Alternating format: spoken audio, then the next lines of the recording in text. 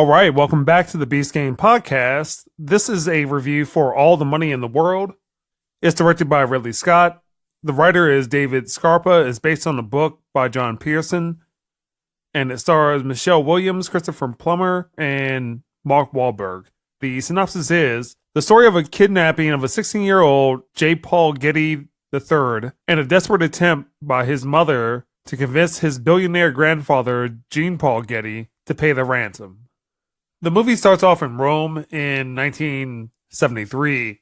There is a teenager walking down the street, which is John Paul Getty III, and he's walking throughout town. He begins walking and someone kidnaps him off the street.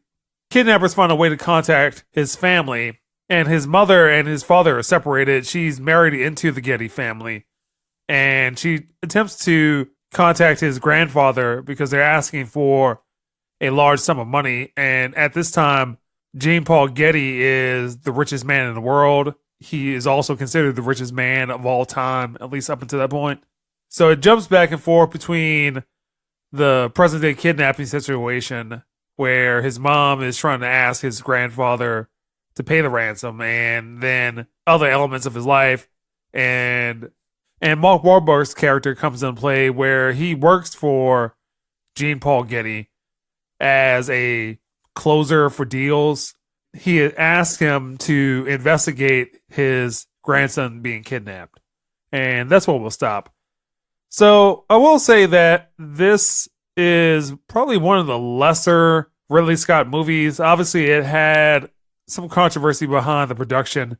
And I think some of that kind of shows in the movie just because the way that is edited, I don't think that it tells a complete story. There's a lot of back and forth between the kidnappers and then Michelle Williams. And then there's also scenes of Christopher Plummer's character, who is Jean Paul Getty, kind of doing weird and outlandish stuff. None of it just really makes sense. It's not a terrible movie, but I think some things with the screenplay could have been a lot better. Really, the end of the movie is where I also see a lot of problems. Also, again, being a Ridley Scott movie, I don't really see his directorial style anywhere in his movie, and it's just kind of bland.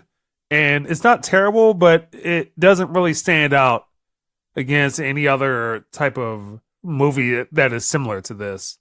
Michelle Williams does do a good job. She does speak in a very soft tone, but her performance is okay. Mark Wahlberg does a slightly better acting job than what he normally does, but it is still him.